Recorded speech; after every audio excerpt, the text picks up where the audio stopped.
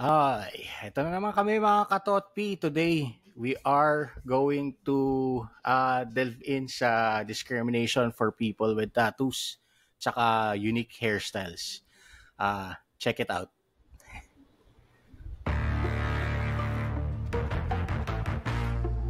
It complicates things more. Shots fired na naman ng mga tatamaan dyan.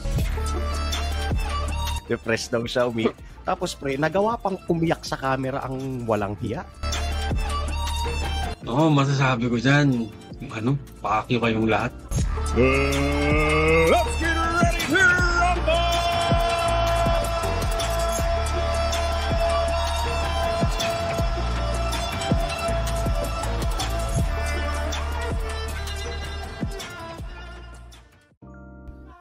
Eto na nga, what is up, sir. Papa Dens? All good lang. Everything good in the hood. What's up, Yes, what's sir. up? Kumusta, Boss Lots? Ayos naman, Balita ayos sa atin naman. dyan. Still kicking, same shit, different day. Laban lang. Tangina. Palag-palag Okay. lang. Yes, sir. At kung ngayon lang pala kayo nakatune in, o kung bago lang kayo, we are the Opinionated Titos, hosted by me, Boss Lots, ang titong medyo galit lang. Yes, sir. At ako naman si Papa Densyo. Yung tito mong mas galit. Mas galit pa sa lahat. Mas Oo. galit pa sa nanay mo. So, Ayun na nga. yun nga, pre. Sige. Nabigyan mo na ng intro ang ating Pero bago ang lahat, guys, shameless plug ulit. Mm-hmm. Sa August 31st, nasa Skinny Mics kami ni Boss Lots. Mhm. We are hosting ang isang event ng tropa natin. Shoutout sa'yo, Hugs Manila. Yes. Or also known as Tito Pot. Thank you for the opportunity. So again, that's this coming August 31st, Skinny Mics. Ang pangalan pala ng event ay Smells Like Tito Spirit. So, mga 90s, tayo dyan? Mga 90s groove. Yan ang mga, tugtugan natin. So, that's happening August 31st, 7 p.m. at Skinny Mike's BGC. So, yun. Ayan. Ayan. So, eto na naman po kami na nagbabalik sa aming payak na podcast. Mga opinion ng mga tito nyo. Mga simpleng opinion, pero siguro minsan may kapupulutan ka ng aral o kaya baka ma-entertain ka lang sa aming pagrarant. Ayun. So, simulan na natin, no, pre? Kagaya niyan, pre. Yung topic natin tungkol sa may mga tattoo at yung mga hairstyle na siguro I can say parang out of the norm. Kumbaga, parang ganon. So, ikaw, Boss Lots, bilang ikaw isang tatoang nilalang. Ano bang ano mo dyan? Hindi, siguro maganda umpisahan natin, may na-experience ka ba na parang medyo na-discriminate ka because of your tattoos? Siguro pre the way people look at you in general. Kasi 'di ba lalong-lalo na sa Pilipinas, kapag may tattoo ka, it's either galing ka sa preso or addict ka, ganun yun Ganun kasi yung first impression. Tapos yun nga, stereotype na, no? Oo, nasi-stereotype na. Isama na rin natin pre yung buhok. Katulad ng mga long hair na katulad mo. At mga naka-dreadlocks na katulad ko.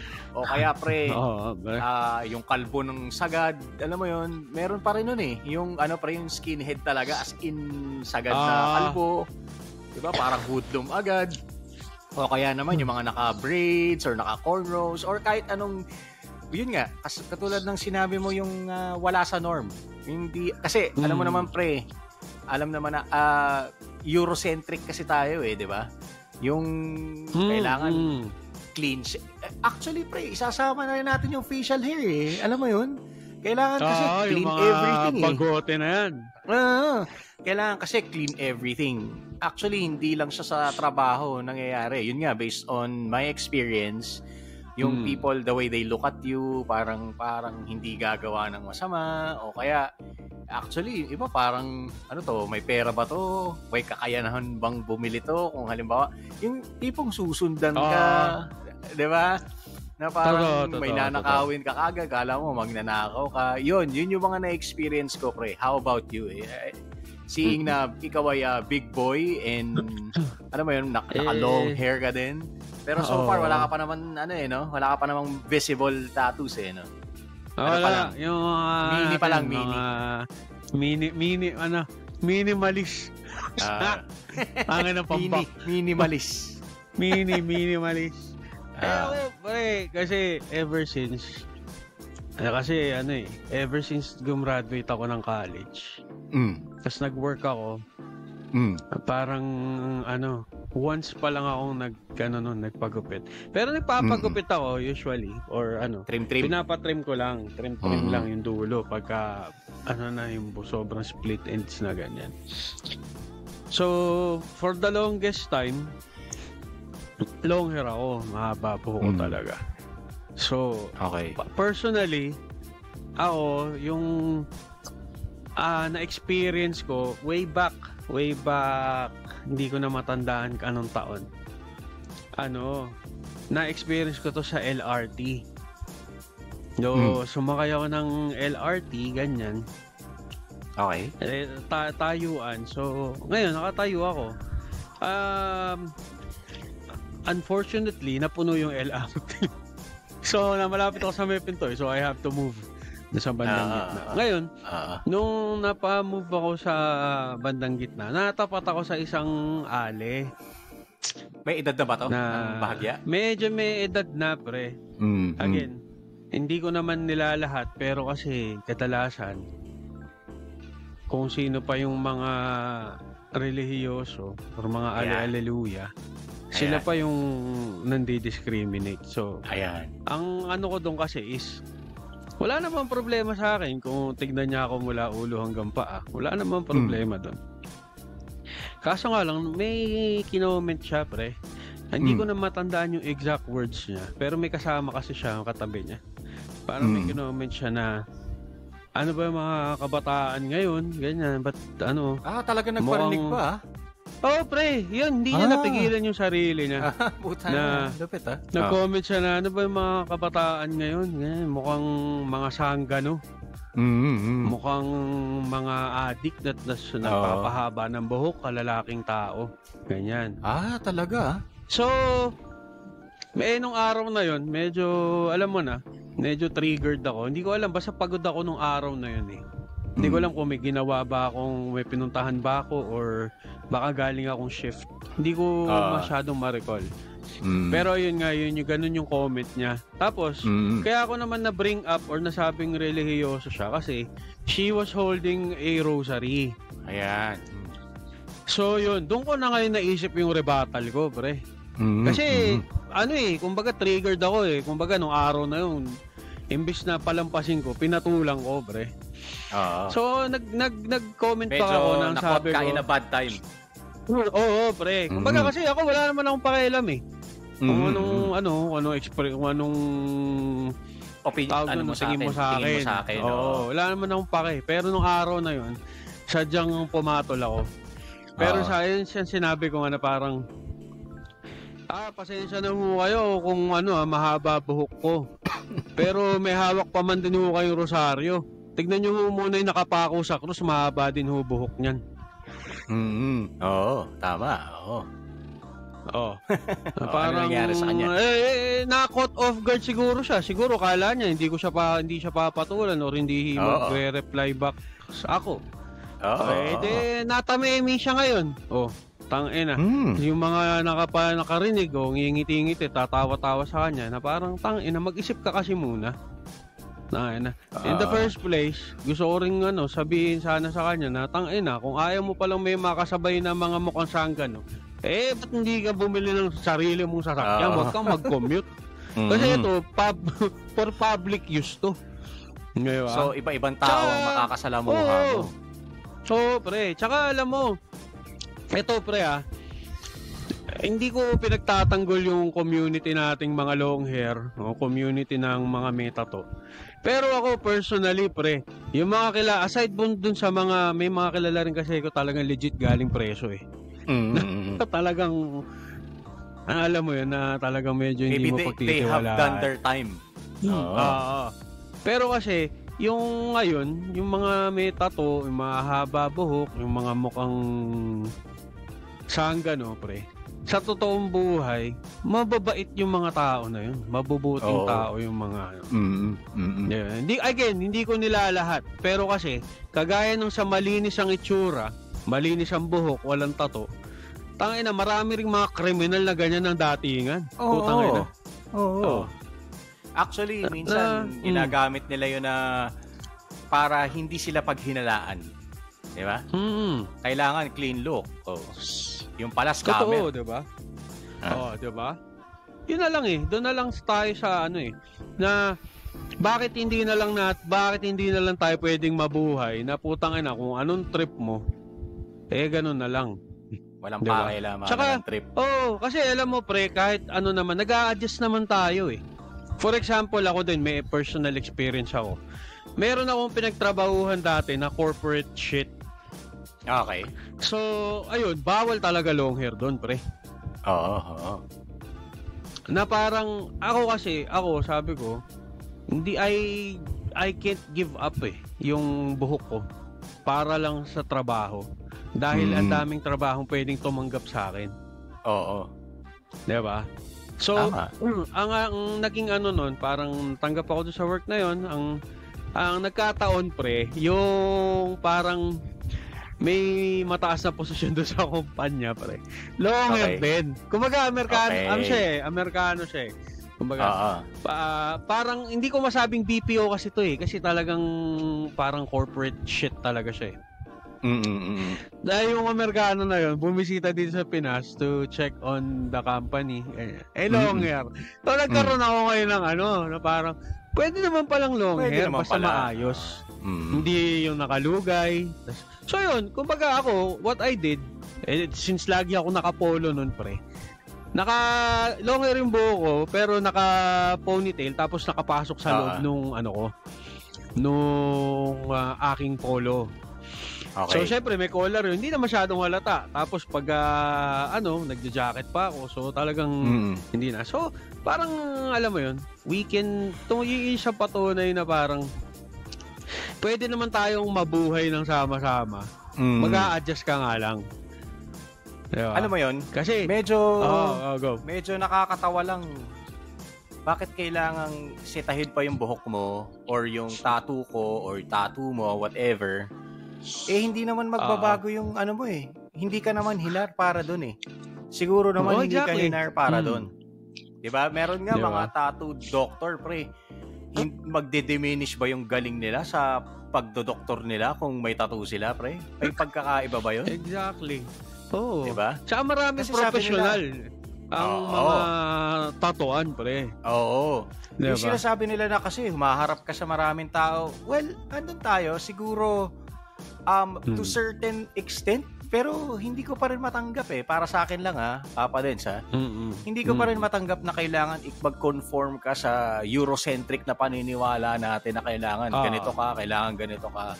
Pero yung talent mo, baka meron dyan, hinire nyo dahil good looking lang, dahil mukhang proper sa tingin nyo pero good looking, bobo naman.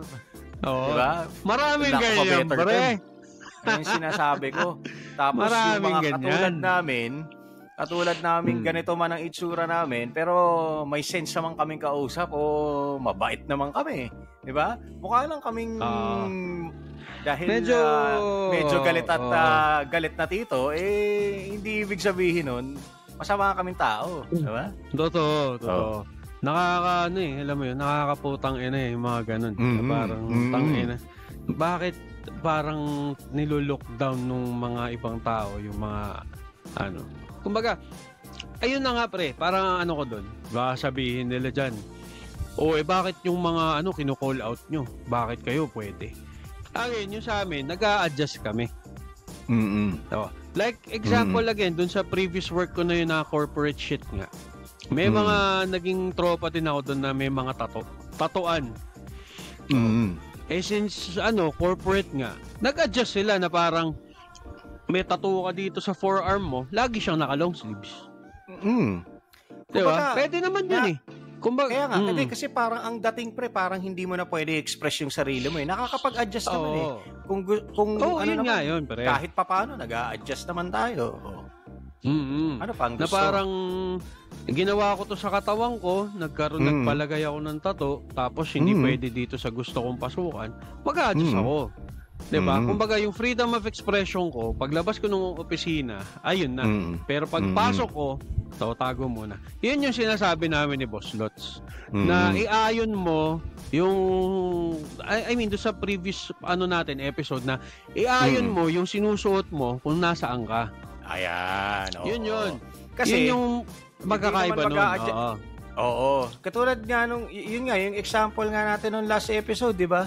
Tungkol sa damit. Kasi yun nga yung tinutukoy mo dyan bakit sa damit, ganyan kayo ang opinion nyo, pero kayong ngayong may tattoo kayo, ngayong may kakaibang hairstyle kayo, kailangan yun ang tanggapin namin. Hindi yun. Nag-a-adjust naman kami. Nag-a-adjust. Katulad nga ng sinabi mo, nag-a-adjust naman kami kasi expression namin to. Ngayon, yung expression nyo, kung hindi man kami ma-hire dahil yun yung opinion nila, wala na kami magagawa doon. Pero kayo, pwede kayong gumawa ng paraan, magtakip kayo ng sarili nyo bago kayo pumunta kung saan man. Magkaiba Hindi nila pwede i-compare, pre. Hindi kasi, diba? Pre, alam mo naman ng mga tao ngayon, pre. Diba? May makitang butas lang, na agad. Me Too movement. Oo, pre. So, yun lang yung kumbaga, yun nga, long hair ako, yung kaibigan ko doon, may tattoo. Nag-adjust kami kasi nga, hindi po pwede. Diba? They hired, kumbaga na-hire kami with a consequence na dahil may tattoo ka, dahil ayoko magpagupit, ito yung consequence. Lagi mong iponite, lagi mong itago sa loob ng damit mo. Yung naging kaibigan ko naman, kailangan lagi ka naka-long sleeves, hindi pwedeng makikita yung tattoo mo pag nandito ako sa opisina. Which we did. Ganun lang din yung sinasabi namin ni Boss Lots doon na parang kung mag-a-adjust ka. Hindi po pwedeng yung mga tao sa paligid mo ang mag-a-adjust sa'yo. Ayan. Ayun nga, although yun nga, may medyo reserved ako dun sa feeling na bakit kailangan walang tattoo, kailangan clean, proper, ganun. Hindi naman yun ng talent mo. Ganun din naman sa clothing. Di ba? Kumbaga, kung yun yung opinion namin, kami rin, mag-a-adjust din kami. Kung yun ang opinion nyo, kung sa tingin nyo mukha kaming hindi kaaya-aya, pwede naman nag-a-adjust naman kami. Diba? Totoo. Ganun kasi lang yun. Kumbaga, kumbaga, tanggap naman natin na hindi lahat. Ito ngayon, medyo natatanggap na siguro. Pero kasi, again, hindi lahat is matatanggap, hindi lahat maiintindihan. So, yun nga, take accountability, tapos mag-adjust ka. Hindi ang surroundings ang mag-a-adjust sa'yo. So, ganun lang yun. So, ang problema kasi dun sa iba, pre, yung sa damit, na yun nga, nagsusot na maiksing damit, kapag na-cut call sila, galit sila. Pero tayo, pag hindi tayo na-hire, wala. Ganun talaga Diba? Ganun talaga. Yun ang standard din. Isa pang niyan, pre, isa pang dyan, pre. Kumbaga, yung pananamit na yan, pre. Sige, nandun na tayo. Let's say, for example, pwedeng manamit ng medyo skimpy, medyo konti. Kaso, kunwari, papasok ka ng opisina, magdadamit ka ng ganun. Yung opisina nyo, alam mong aircon. So, ngayon, ang gagawin mo, ipapapatay mo yung aircon kasi nga, giniginaw ka dahil sa suot mo. Pinag-adjust mo na naman yung ibang tao. Oo, na parang tangina, bakit ibang tao yung mag-a-adjust sa'yo? Paano naman yung naiinitan? Di ba? Tsaka, Again, ito, inaano ko na dun sa mga nagpapapatay ng aircon. I understand kung ginawin kayo. Pero ang aircon sa opisina, hindi yan para sa tao din. Pero ang number one purpose niyan is para dun sa mga devices na hindi mag-init. Kasi gumagamit tayong computers na nakabukas yun ng buong oras na nandun ka. So, kailangan malamig yung environment nun para hindi mag-init yun at hindi masira. So, yun lang ang ano ko dun. Diba? So, tapos, ikaw, dahil nagsuot ka na papapatay mo. Parang tangina. Nagagaguan ako sa ganun. Ayun. So, yun na nga. Hindi naman, ito medyo tinatuon na namin sa mga corporate world. Pero yun nga. Pero, halimbawa, may opinion ka dun sa may tato hindi ka naman inaano. Hindi, wag mo na lang, sarilinin mo na lang siguro, pre. Pero yung hindi ka naman. Hindi naman tayo mamanyakin, pre. Di ba? Pag yung itsura natin, baka nga tayo pa pagkamalang manyakis di ba? Pero yung yung magsuot ka ng ikaw ang mamanyakin, ikaw yung mag-adjust. Yun nga yung sinasabi namin last episode, di ba? Hindi naman lahat applicable dito Kaya kami may mga opinion sa mga bagay-bagay. Ito nga, for example, pre. Dako naman tayo sa US where maraming mga black, di ba? Magkaroon sila ng, although may napas na, pero sa Europe hindi pa rin masyadong tanggap kasi di ba may mga black din sa UK, sa Europe, everywhere. Meron pa rin parang kapag naka-afro ka, kailangan kalbuhin mo yung sarili mo. O kaya wag kang mag-braids or wag kang mag-dreadlocks kasi unkempt siya. Sinasabi nila na unkempt. Pero pre, may magagawa ba yung black? Ganun yung texture ng buhok niya. 'Di ba? Kasi parang babalik tayo dun sa na slaves sila na lahat ng slaves kinakalbo kasi nga they consider it as savage kasi nga hindi straight yung buhok nila. Parang ganun din yung ine-express natin ngayon sa about our hairstyles and dun sa pagkakaroon nga ng tattoo, 'di ba? Sa kanila naman, wala naman sila magagawa, pre. They were born curly or kung sa tingin mo mang madumi, wala na sila magagawa ron. Wala, diba? Ganun sila pinanganak Oo. Kaya nga yung iba, yun yung bagay na wala silang control. Oo. Pero, diba? Yung iba kasi, may control ka sa pwedeng gawin mo. Ayun. Sa pwedeng mangyari. Diba? Bakit hindi yung controllable, yung kontrolin nyo? Oo. Diba? Tama. Yun lang yun. Katulad yan, kung babae pre na black. 'Di ba? Syempre, pag babaeng black, kailangan mahaba yung buhok. So kung mahaba yung buhok niya at hindi niya pina-straight, natural siyang kulot at parang sabog-sabog, kinky.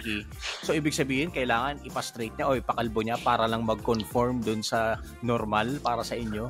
Wala siya magagawa dun. Puta, kawawa naman yung tao, 'di ba? Ano yung sinasabi mo, Papa Dens? Hindi, ako yung inaano ko lang din dyan, pre. Di ba may movement na parang yung Black Lives Matter. Mga ganyan. Ako, ang opinion ko dyan, hindi dapat Black Lives Matter.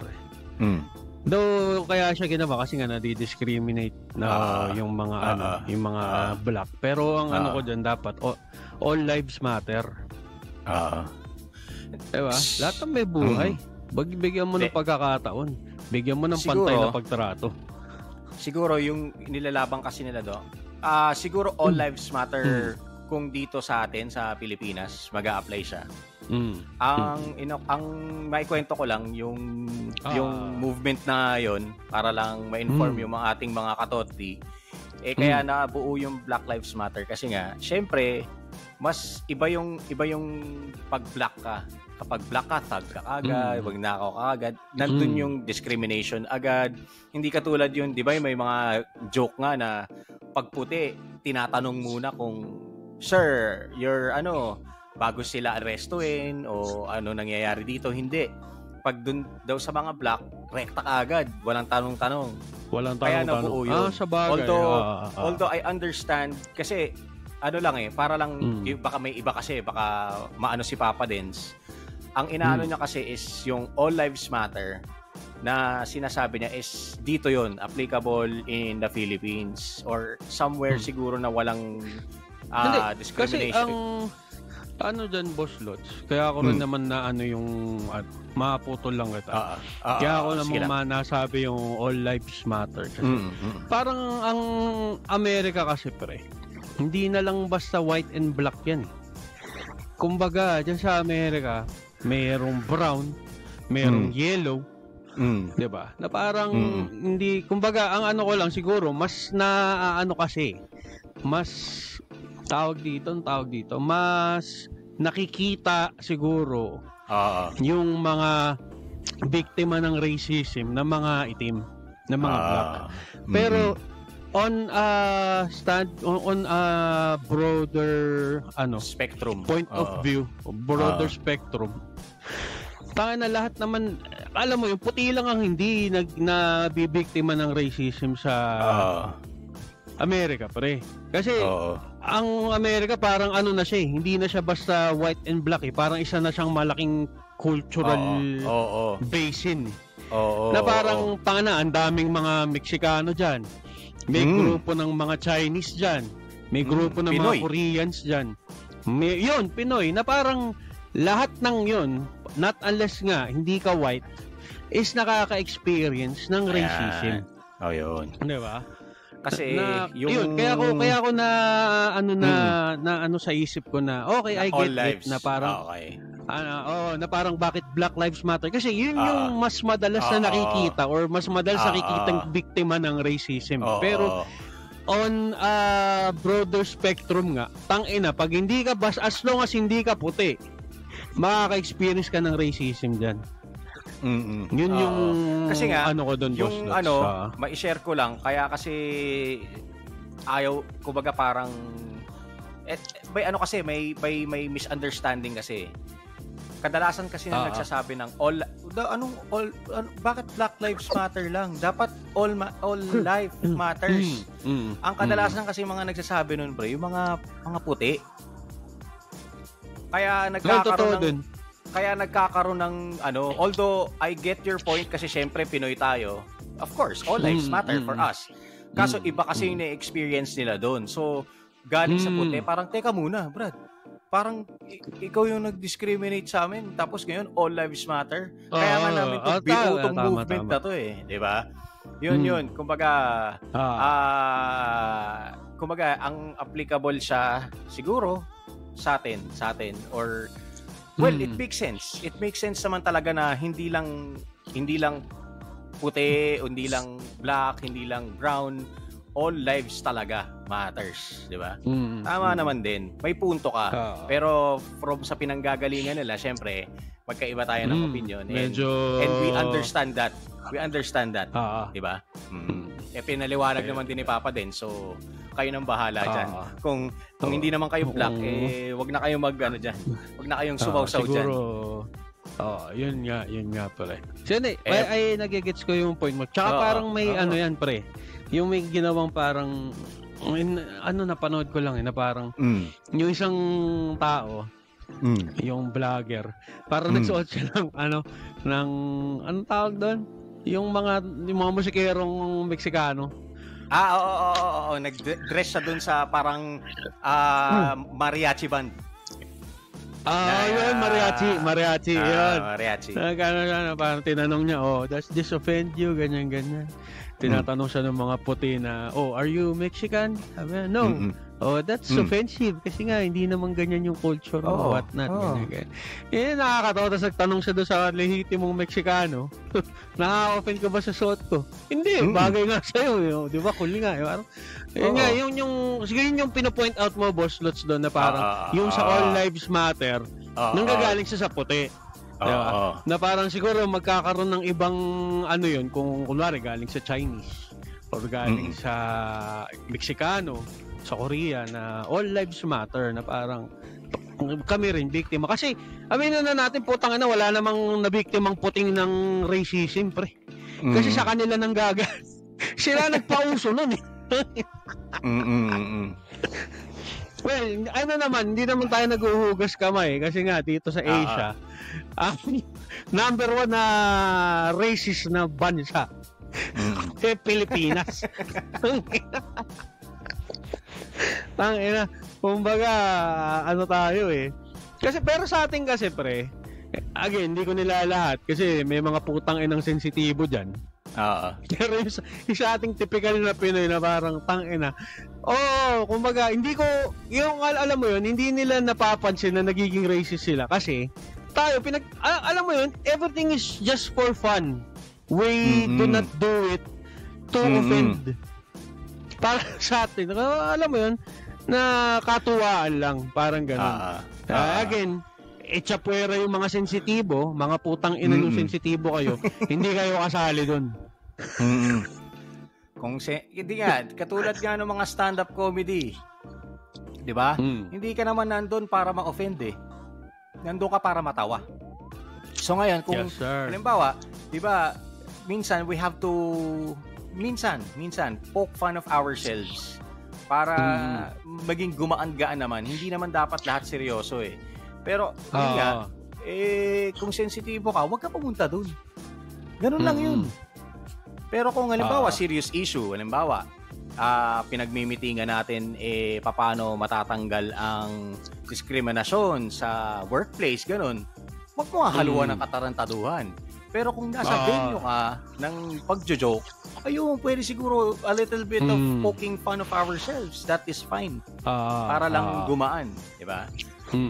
So, pero medyo nagiging broader na din yung pagdi-discriminate. Pero iba to dun sa sa personal attacks ng panlalaki. Pagtanggol na naman ng mga deputa yung idol nila. Magkaiba yun.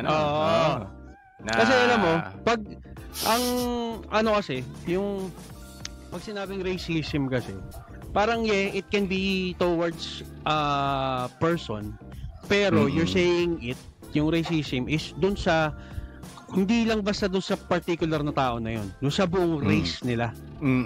Yun. Magkaiba yun. Iba yung panlalait na nilalait mo yung tao niya sa physical appearance niya or kung ano man yung kalait-lait sa kanya. Tapos lalagyan mo ng charot sa dulo para joke. Iba yun. Para joke. Iba yun. Magkaiba yun. Nililinaw lang natin kasi alam mo naman, may mga idol dyan ewan ko ba't idol nyo yun, pero putang ina nyo. Ayun nga. Ko lang, baka kasi, Kinaklaro mo lang. Kinaklaro lang. Hindi sa pangkalahatang tao, sa individual yung tira niya. Tama ka naman, tama ka doon. Diba? Kasi, tangay na, pag sinabi mo racism, puta, mag-isa ka lang bang negro? Mag-isa ka lang bang inchik? Mexicano? O Asian? Whatever. It's, yung racism na ginagawang katatawanan, it's more of yung mga cultures nyo, bakit ganito yung culture nyo, bakit ganito yung ginagawa nyo, dyan sa inyo, ganun. Hindi siya personal attack sa isang individual na nandun sa venue. Okay? So, yun. Malinaw tayo dyan, ha? Baka na naman sabihin nyo, tangin. Oo nga. Tama nga naman yan.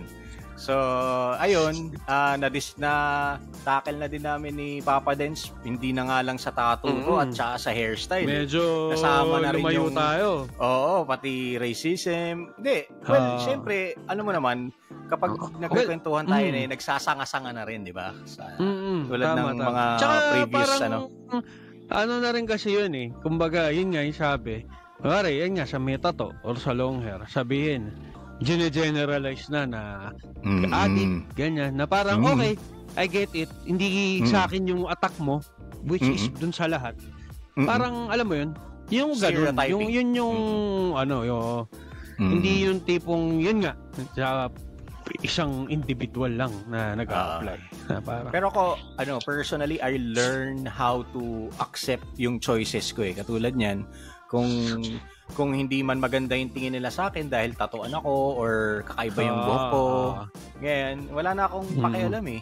Alam mo yun? Basta wala hindi tayong... Hindi ka umiiyak sa internet. Oo, hindi ako magpo-post na ano. Alam mo pre, ito surprisingly dahil may lahi akong, kung hindi nakakaalam, obvious naman, may lahi akong Ita. Alam mo yun pre? Growing up, sinasabi, negro, I learned to accept yung the things na, alam mo yun, wala yung sinasabi mo lang yun kasi, anong tawag dito? Parang na-embed na siguro sa kultura natin na ang white beautiful, ang black madumi, ganun. Alam mo yun? Or yung choices nila madumi or hindi ka aya-aya, ganun. I learned to accept those things na hindi mo na matatanggal katulad nga ng sinabi mo Pinoys are one of the most racist people Oo, ba. Gumagalaw yung mic ko, teka lang. Kaya alam mo yun, parang ayun nga, yung sinasabi natin na kumbaga kagaya niyan, ako long hair, ikaw may toto. Ang ano lang doon is may mga consequence yun. And yung consequence na yun, wala ka sa buhay mo. Opinion mo yan. Kumbaga, hindi kami sumisigaw sa internet na dapat nyo kaming tanggapin. Dahil ito yung choice namin. Oo. Di ba? Baka mapunta na naman sa hindi dapat mapunta. Yung mga sigaw na sigaw sa mga karapatan. Nako po. Diba? Diyan na naman tayo mapunta. Ayun na nga yun, pre. Kasi, alam mo yun, ganun lang kasimple. Take responsibility, take accountability dun sa mga actions na ginagawa mo. Yung mga, di ba? Yan nga. Or, siguro, para kagaya ng example namin kanina na I've worked dun sa corporate shit na hindi pwede long hair. Kung ayaw mong magpagupit, mag-adjust ka. Dapat kang humanap ng paraan para mag-comply ka doon sa gusto nila. Diba? Kasi yun nga may mga bagay talaga na hindi aayon sa gusto mo So ikaw ang dapat mag-adjust. Parang ano na lang din yan. Yun nga yung sinasabi natin pre na parang ayaw mong makatcall, huwag ka magpunta pag ganyan na suot mo, huwag ka siguro magpunta sa mga ganung lugar. Tama. Liblib na alam mo. Lang yun. Oy, teka lang Papa Dins mamaya sabihin ng mga grupo dyan, sasabihin ano na namin to bakit kami mag-a-adjust? Ganito na kami. Ano na kami? Ayoko na nga mag-cite ng example pero gets mo na yung sinasabi ko. Hindi mo na mapapago yung orientation ko. Kumbaga parang ganun. Kailangan tanggapin mo. Ewan ko din pare. Yun na nga lang din yan na lang pre. Yun na lang, uulitin ko lang din yung sinabi ko. Kung anong actions mo, maging accountable ka kung anong consequence nun. Baka ano lang yun? Maisingit ko na naman yung sir na yan Diba? Hindi, yun na nga. Kumbaga, hindi yun na, dapat ready ka sa consequences diba? Kumbaga hindi lahat matatanggap yung lifestyle na pinili mo or yung choices na ginawa. Dapat tanggapin mo kung ano yung tingin nila sa'yo. Kasi hindi mo pwedeng sabihin sa lahat or hindi lahat maiintindihan ka May mga certain group of people lang na makakaintindi sa'yo. Na parang sa amin din na sa may mga tattoo at long hair. May certain people na kahit ganito yung tsura namin, kahit ganito yung datingan namin, okay lang sa kanila, tanggap nila.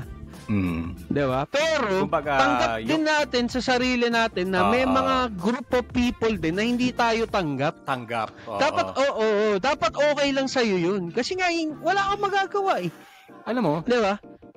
Alam mo pre, siguro isolated case lang yan kaya medyo lumalaki kasi nga our time in social media kaya ganun lumalaki, nabo-blow out of proportion lang. Pero may mga kasi yun nga. May access na kasi lahat ngayon sa internet may mga members din sila pre na katulad nung pinsan ko. Wala naman sa kanya yun Tinanggap ko to, choice ko to di ba? Katulad nung ibang mga celebrity na choice nila yun Kumbaga kung matawag man kaming ganon, sabi nga nung isa, hindi ko na siya papangalanan, pre. Pero kilala mo siya. Achiche. Yeah.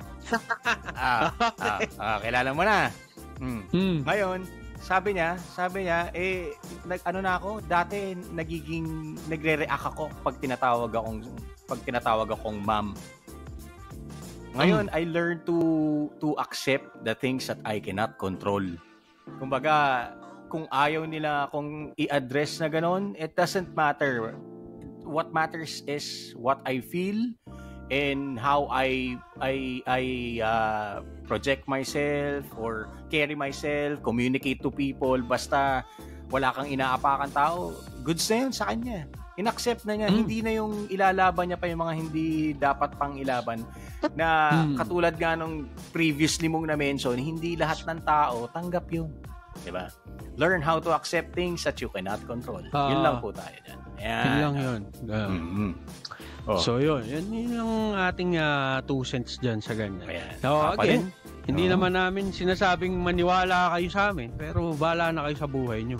Kanya-kanyang opinion ang sinasabi lang namin dito, maging accountable ka kung ano mang consequence ng mga choices mo sa buhay. At tanggapin mo na hindi lahat ng tao mag-a-adjust sa gusto mo. Totoo yan. Ganun lang yun. Ganun lang kasimple. Kung ganun lang ang buhay, pre, putang ina, walang issue, walang problema. Diba? World peace agad. Oo. Tangina. Simple lang ang buhay. Putang ina, wag yung gawing komplikado. Yes, sir. At Papa din, sumahaba na naman ang ating diskusyon. Yung mga medyo napasarap Oo, yung mga maliliitang or maiikli ang attention span. Baka lumipat na. Huwag kayong lumipat, mga katotpi.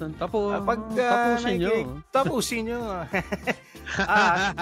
At wag na rin na nakakalimutan na mag-subscribe sa ating YouTube channel. Ganda rasego YouTube channel. Spotify at syempre nandun kami sa Facebook, nandiyan na kami, libre lang yan. Subscribe na kayo, like na kayo, comment na kayo. Mas maganda nga kung medyo nag-i-interact kayo diba?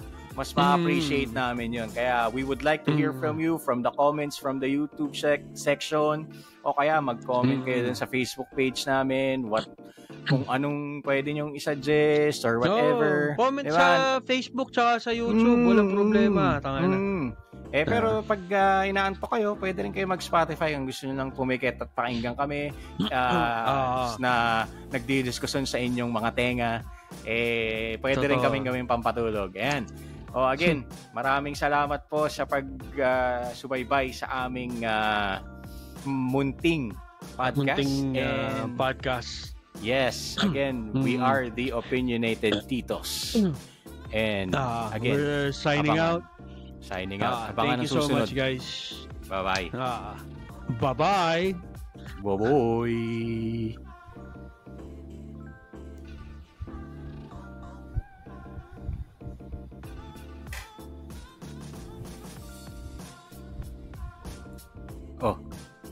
Wait lang, Papa Dens.